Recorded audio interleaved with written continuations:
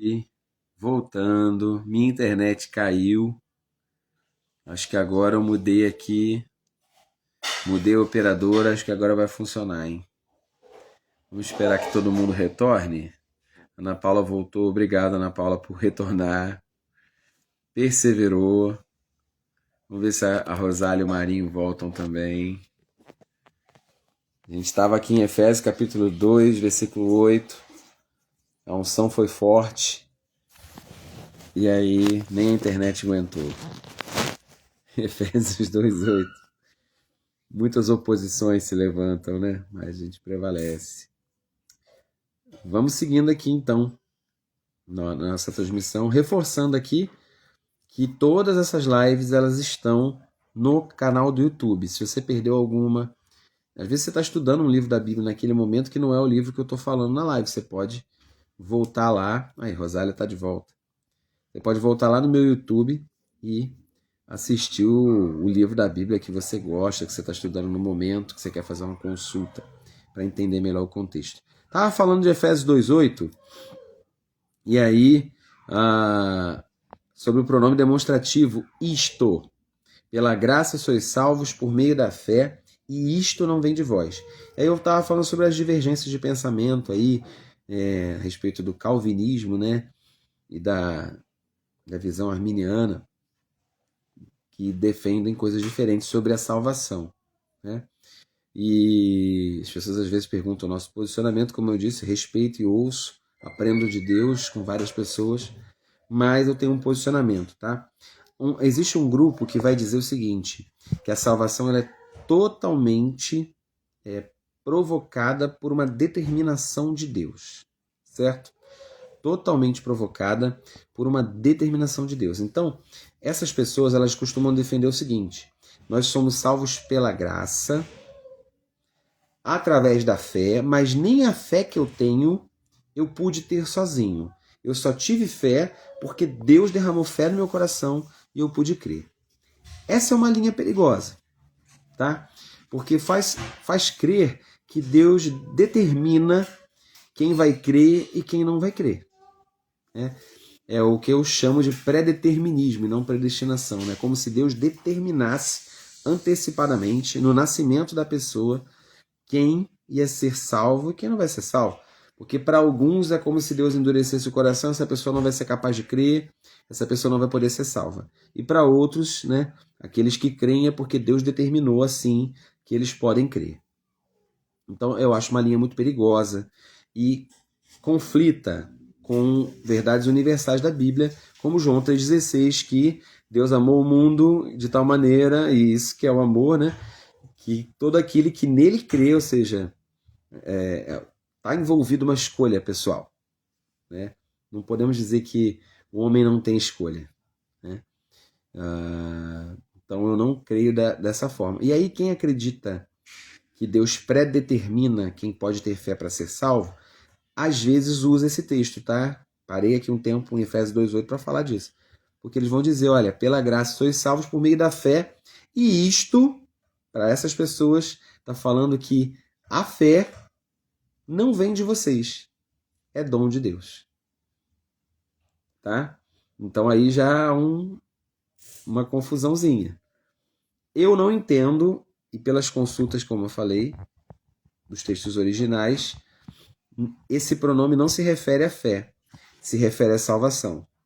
Pela graça sois salvos, mediante a fé, e isso, a salvação, não vem de vós. É um dom de Deus. Entende? Uma pequena mudança aí. A salvação vem de Deus, né? Mas eu acesso essa salvação pela fé. Com esse entendimento, eu entendo que há uma concordância nos demais versículos bíblicos, como eu falei aqui, João 3,16, 1 Timóteo 2,4, que fala que Deus deseja que todos os homens sejam salvos, né? Então, o desejo de Deus é ofertar a salvação. Isso é dom de Deus, é dádiva, é presente, não é por merecimento, mas a gente acessa mediante a fé. A única parte que é do homem, na sua livre escolha, é a fé. Versículo 10. Porque somos criação de Deus, realizada em Cristo Jesus, para vivermos em boas obras, Então, a gente não foi salvo pelas boas obras, mas a gente foi salvo para as boas obras. Então, uma vez salvo, é natural de alguém que é salvo praticar, né? Ele fala, Deus preparou no passado para que nós praticássemos hoje. Deus de antemão preparou para que andássemos nelas. Tá? É isso que diz a sua Bíblia. As boas obras foram preparadas para que os santos pudessem viver nelas. Tá? É com isso que eu vejo que há coerência bíblica. Capítulo 4 vai começar a falar um pouquinho dessa unidade da igreja, né? Tem um texto famoso que a gente, como igreja apostólica, conhece, Efésios 4:11, que fala sobre Cristo ter, né, repartido de uma medida que estava sobre ele, Efésios 4:11. Vou ler do 9. O que significa ele subiu, senão que também desceu às partes mais baixas da terra? Aquele que desceu, Cristo, é o mesmo que semelhantemente subiu além de todos os céus para preencher tudo que existe.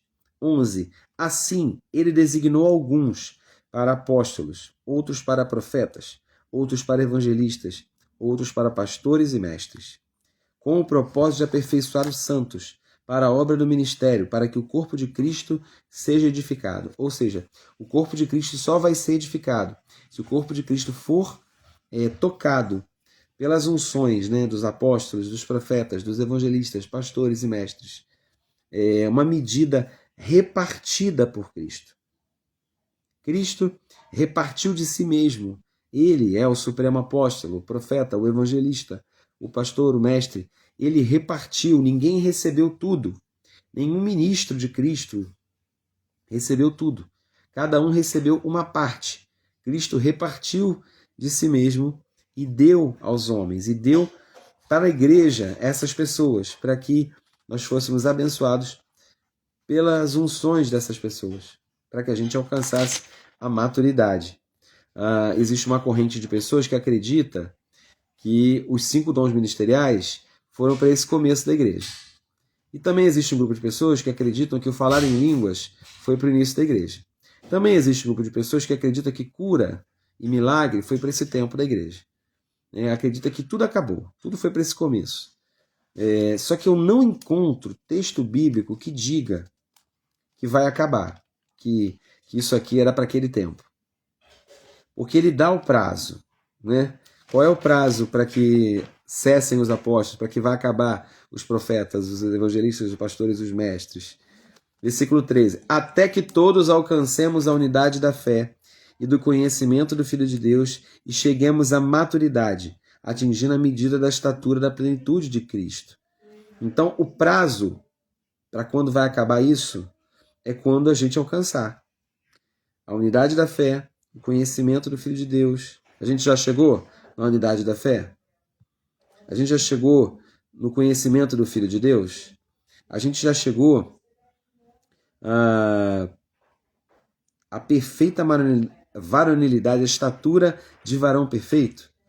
A gente ainda não conseguiu alcançar ainda nem a unidade do amor, que dirá a unidade da fé. O que é a unidade da fé? É todo mundo crendo junto, né? Crendo igual, a mesma crença, a mesma prática.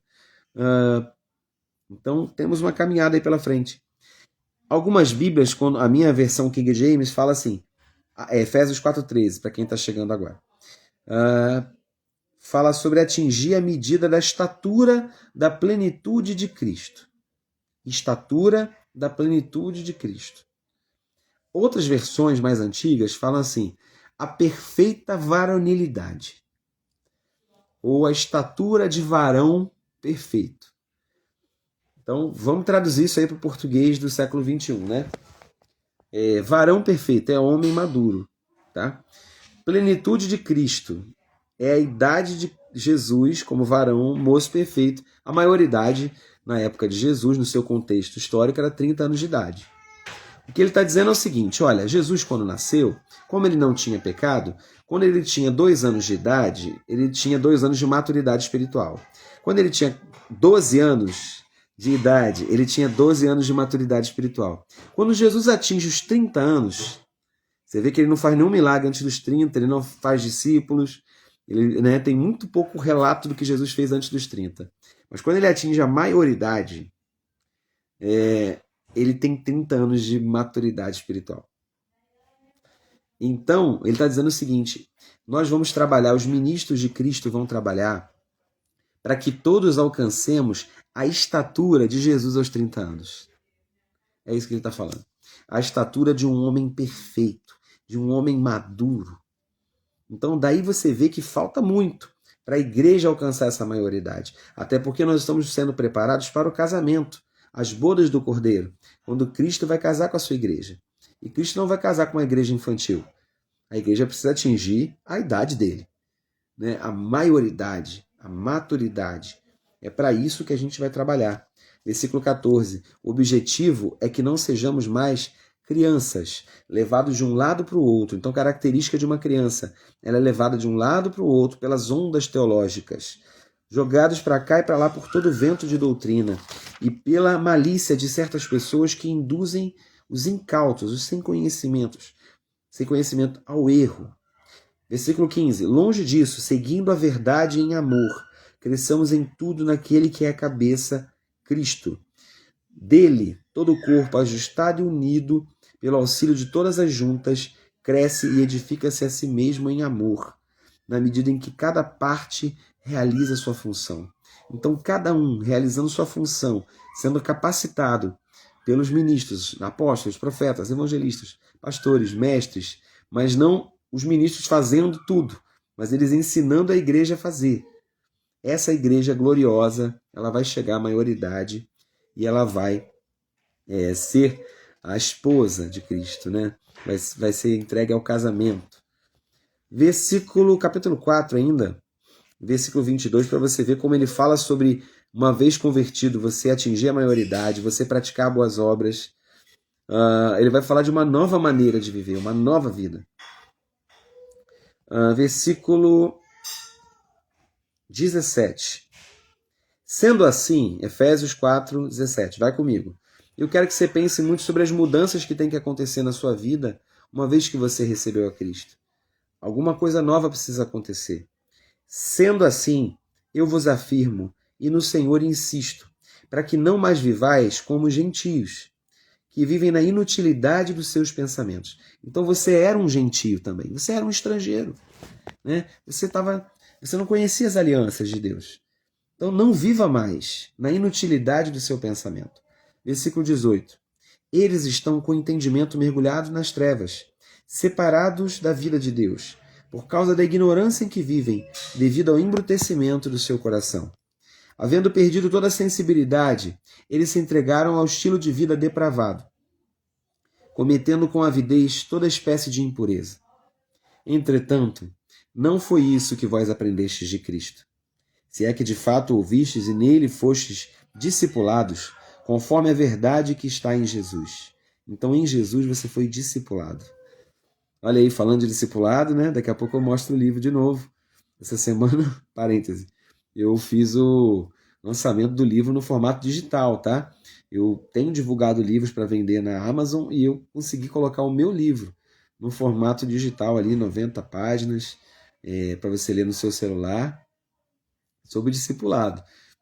Talvez eu faça mais algumas lives, né, fora da jornada bíblica, só para ler pedaços do livro com vocês. E tem uma live extra aí no meu perfil, que não é de nenhum livro da Bíblia, é de um capítulo do Discipulado e Maturidade. Então, nós fomos discipulados para imitar Jesus, né? O discipulado, ele vai formar o caráter cristão. 22, é nisso que nós fomos discipulados. Quanto à antiga maneira de viver, eu gostava de ler esse texto para o novo convertido quando eu ia fazer discipulado. Eu ia na casa, eu abria e falava de uma série de coisas da velha vida que a gente precisa deixar. Quanto à antiga maneira de viver, Efésios 4, 22. Vocês foram ensinados a vos despirdes, tira a roupa, do velho homem, que se corrompe por desejos enganosos, e sedes renovados no vosso modo de raciocinar, e a vos revestirdes do novo homem. Então você tira uma veste e coloca outra veste. Tira a veste do velho e coloca essa roupa do novo homem, criado para ser semelhante a Deus em justiça e santidade. Isso é sério, hein? Ser semelhante a Deus. Não apenas como obra criada, mas ser semelhante em santidade. Existem atributos de Deus que a teologia chama de atributos incomunicáveis, que são só dele. Ele é eterno, a gente não é eterno. Ele é onipotente, ele é onisciente, ele pode todas as coisas, sabe de todas as coisas, está presente em todos os lugares. Mas existem atributos de Deus que são comunicáveis com a sua criação. E um deles é a santidade. Deus é santo. E ele deseja que a gente também se afaste das trevas, se afaste do pecado e seja santo como ele. Então toda a santidade que a gente pode viver é imitando a Deus. Que vocês se revistam de justiça e santidade provenientes da verdade. Portanto, versículo 25, cada um de vós deve abandonar a mentira e falar a verdade ao seu próximo, porque todos somos membros de um mesmo corpo. Se você quer saber se você nasceu de novo de verdade, faça o teste de fazer exatamente o contrário do que você costumava ser. Eu quero fazer o desafio de faça ao contrário. O que a tua carne gostaria de fazer? O que era a tua tendência natural fazer? Que você pensaria assim, meu Deus, eu em outro tempo, o que eu faria em outro tempo, hein? Esquece, tira a veste do homem velho e coloca a veste do novo homem. Qual é a prática do velho homem que você precisa deixar? Né? Então, vou lançar aqui a campanha, hashtag faça ao contrário. Olha o que ele diz no versículo 25. Deixa a mentira e fala a verdade, porque todos somos membros de um mesmo corpo. 26. Estremecei de ira, né? É aquele irai-vos, mas não pequeis. Na minha versão fala que a tua carne, eu já fiquei assim, tá? Eu sentia meu corpo tremer, de querer dar uma resposta e não poder. Né? Estremecei de ira, mas não peca. Não pequeis. Acalmai a vossa raiva antes que o sol se ponha. Gente, isso é muito sério, hein? Resolver as coisas antes que o sol se ponha é não deixar que um problema vá para o dia seguinte. Isso para o casamento é uma lição que a gente procura viver, né? Não deixar o problema para o dia seguinte. Aquilo se acumula. Daqui a pouco você está uma semana com aquela ira armazenada dentro de você. Ele fala o seguinte, é tão séria essa questão da ira, que ele diz, e não deis lugar ao diabo. Se tem um lugar que se dá para o diabo, é nessa questão da raiva, da ira. Né? As pessoas dão lugar ao diabo. E aí eu quero dizer para você, faça o contrário. Não dê lugar ao diabo. Interessante que ele não fala assim, um lugar espaçoso, um lugar largo. Não dá qualquer lugar. Já viu quando você vai apertar um encanamento? Eu já tive muito problema com bica, né, que eu passava aquela fita teflon, achava que estava vedado, colocava lá, rodava, quando eu via tinha uma gotinha caindo. Aí eu fechava o registro, abria, tirava de novo, apertava e continuava pingando e caindo. Né? Porque a água ela não precisa de um grande lugar, ela só precisa de um lugar que ela passa. As coisas de Satanás são assim também. Tá? Ele não precisa de um grande lugar, ele só precisa que você dê um lugar. Se der um lugar, é por ali que vai acontecer a desgraça. Né? Não dê nenhum lugar ao diabo. É isso que Paulo está falando. Não dê lugar ao diabo. Faça o contrário. Aí ele vai dizer no 28. Olha como eu estou falando sobre fazer o contrário. Aquele que roubava, não roube mais. Pelo contrário, trabalhe, fazendo com as mãos o que é bom, para que tenha o que repartir com quem está atravessando um período de necessidade. Imagina que tapa na cara, que bofetada na cara do diabo. Uma pessoa que roubava, agora ela trabalha e ainda oferta na vida de quem tem necessidade. Assim vai ser na sua vida. Aquilo que era a sua vida velha, faça o contrário. Paulo era perseguidor da igreja, de repente Paulo virou pregador da igreja. Faça o contrário. Você foi criado em Cristo Jesus para fazer boas obras. Né? Você foi salvo por Cristo para ser um novo homem. Então é tudo novo. Faz o contrário do que você faria. Se você roubava, não roube mais. Pelo contrário, trabalhe, fazendo com as mãos o que é bom, para que tenha o que repartir com quem está atravessando um período de necessidade. Não saia da vossa boca nenhuma palavra torpe, né? Palavras imundas, palavras sujas, ou que cause destruição, mas só fale aquilo que causa edificação. Se não for para construir, fica quieto. Palavras só são boas quando são melhores que o silêncio. Não tiver nada para falar, não fala nada. Quando está com raiva, é uma coisa que eu procuro guardar. Está com raiva, melhor não falar nada. Engole, fica quieto. Só fala para edificação e de acordo com a necessidade. Se não tem necessidade, não fala. A fim de que comunique, estou lendo 4:29, esse é especial, sobre as nossas palavras, né? As nossas palavras precisam comunicar graça aos que a ouvem. 30. E não entristeçais o Espírito Santo de Deus, com o qual fostes selados para o dia da redenção. É possível que nossas palavras estejam entristecendo o Espírito de Deus. É possível que nossas palavras estejam dando lugar ao diabo. É possível que nossas palavras estejam alimentando ira. É possível que as nossas palavras não sejam úteis para edificação e nem tenham necessidade de serem faladas. É possível que as nossas palavras sejam torpes, sejam do velho homem. Olha que lição que ele está dando para a gente. 31. Toda amargura, cólera, ira, gritaria, blasfêmia sejam eliminadas do meio de vós, bem como toda maldade. Pelo contrário, sejam bondosos, compassivos uns para com os outros, perdoando uns aos outros da mesma maneira como Deus vos perdoou em Cristo. Capítulo 5, versículo 1. Sejam imitadores de Deus. Que responsabilidade, né? Sejam imitadores de Deus, como filhos amados. Né? Você pega um martelinho e começa a martelar, daqui a pouco você vê seu filho ali martelando o martelinho dele de brinquedo, né? Ele imita ao pai. Sejam imitadores como filhos amados.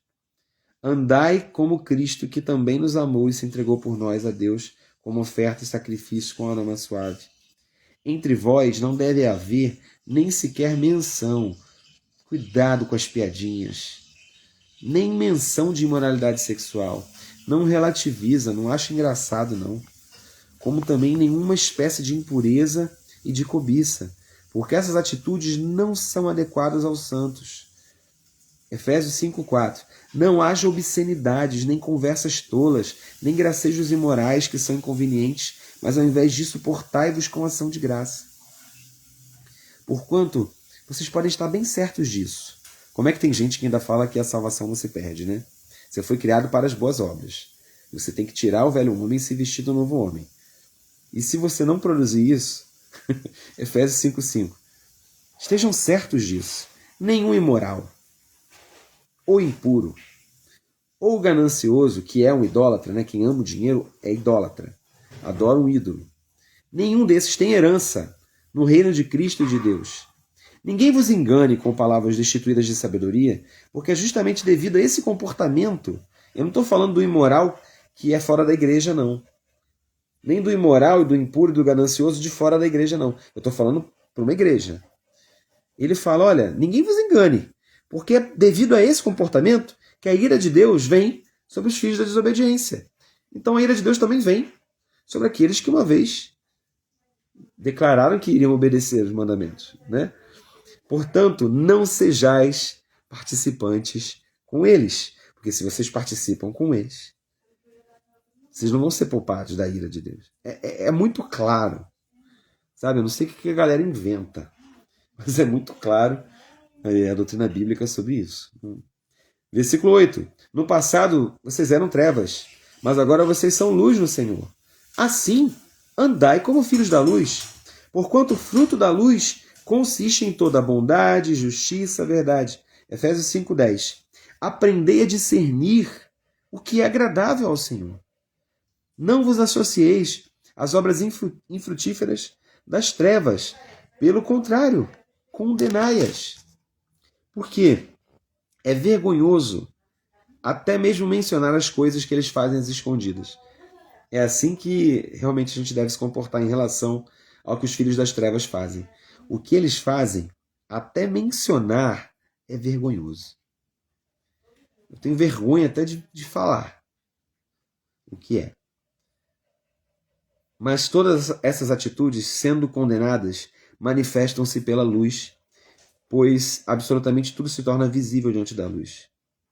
Portanto, desperta tu que dormes, levanta-te dentre os mortos, e Cristo resplandecerá sobre ti. Então, é uma lição gloriosa sobre a nova vida em Cristo. E ele vai chegar em como viver essa vida no Espírito Santo, né? 18. Não vos embriagueis com vinho, que leva à devassidão, mas deixai-vos encher pelo Espírito. O que é o vinho? O vinho não é necessariamente uma coisa proibida, mas é uma coisa que pode embriagar você. Então, televisão, jogos, entretenimento, ocupações, não são coisas necessariamente erradas, mas são coisas que podem nos embriagar. Quais são as coisas que são como vinho para você? Que não são necessariamente proibidas, mas podem te embriagar. Não vos embriagueis com vinho que leva à devassidão, mas deixai-vos encher pelo Espírito. 19. É isso que tem que te embriagar. É a vida no Espírito que tem que nos embriagar. E como é que a gente fica cheio do Espírito Santo? Falando entre vós com salmos, hinos, cânticos espirituais. Então, o nosso falar, a gente pode ser cheio falando. E a gente também pode se esvaziar, né? A mesma verdade bíblica serve de forma oposta. Se eu sou cheio do Espírito falando, eu também me esvazio de coisas espirituais falando. Eu posso ser cheio se a minha linguagem for salmos, hinos, cânticos espirituais, cantando e louvando ao Senhor de coração, cotidianamente dando graças por tudo a Deus. Uma pessoa que dá graças por tudo, ela é cheia do Espírito. Deus, o Pai, em nome do nosso Senhor Jesus Cristo, sujeitando-vos uns aos outros no temor de Cristo. Isso é lindo. É eu me sujeitar a uma pessoa, a um irmão, e ele se sujeitar a mim, e um se sujeita ao outro no amor de Cristo. Daqui a pouco ele vai continuar falando sobre essa sujeição, dando como exemplo a mulher e o marido, né? Depois o servo e o patrão, e assim vai. O contexto é sobre essa humildade bíblica, é sobre essa vida no Espírito, é sobre essa nova maneira de viver, sobre pais e filhos, né? E ele vai até o capítulo 6 falando sobre os filhos obedecerem, honrarem os pais. Eu já estou chegando no final, porque senão já está ficando tarde. Já são 8h53, Jesus. Eu vou fazer o seguinte. Eu não quero passar correndo por isso aqui. Vamos fazer... A live foi cortada em duas, né? Porque a internet caiu. Essa eu vou chamar de Efésios parte 2. E na semana que vem, então, eu vou fazer uma só sobre a armadura de Deus. Pode ser assim? Vamos fazer esse combinado. Para não passar por esse tema tão rápido, que é um dos textos clássicos da Bíblia, que pelo menos eu, que acompanhava minhas tias ali na batalha espiritual, nas reuniões de oração, todo mundo sabe que tem que tomar a armadura de Deus. Era uma linguagem que a gente usava naquela época. Era um texto que a gente sabia recitar de cor, né? Então tá lá em Efésios 6:12. Eu quero entrar para falar dessa armadura, mas eu vou deixar uma live só sobre ela. Inclusive na capinha que eu fiz hoje tinha ali um escudo e uma espada, né? Para falar de Efésios. Eu vou deixar separadinho lá, só para a gente entrar nesse aspecto aí da armadura de Deus na próxima live. Eu vou fechar por aqui. Eu também tenho minhas crianças aqui para dar atenção, né? Então, você deve ter ouvido aí um ou outro chorinho durante a live. Faz parte, né? Mas eu fico muito feliz de ter conseguido compartilhar nesses dois momentos aqui, onde a live foi cortada e agora, o foco central, né, da nossa abordagem foi a nova vida em Cristo. Foi essa maneira de viver a salvação. Uma vez salvos, para que fomos salvos? Né? Para as boas obras. Acho que esse é o tema que a gente conseguiu navegar nessa noite. Deixa para a próxima semana falar da armadura de Deus, e aí a gente vai compartilhando um pouquinho mais também sobre o livro. Se vocês quiserem, tá o material de discipulado, vai lá no meu link na bio, daqui a pouco eu boto nos stories também, quem mais quiser, por R$10 apenas, você pode ter ali no seu celular, no seu computador, o livro Discipulado e Maturidade. É um material fácil de ler, que vai edificar a sua vida, vai te ajudar, tá bom? Safira, na próxima ela tá falando aqui que vai chegar mais cedo. Se você perdeu aí alguma parte, vou deixar salvo, tá? Volta do comecinho, que foi bem interessante. Hoje eu caminhei por versículos aqui que eu não tinha planejado caminhar. E volta lá. Se você também quiser assistir lives anteriores, vou deixar aí para vocês. Rosália, um abraço, viu? Deus abençoe você e sua família. É uma alegria poder ter essa proximidade com vocês aqui, mesmo estando aí a 300 quilômetros de distância. Deus abençoe sua vida, tá? De sua família. Vamos conseguir, segunda-feira que vem, dar continuidade a Efésios, tá? Segunda que vem, 8 da noite. Até lá, Deus abençoe.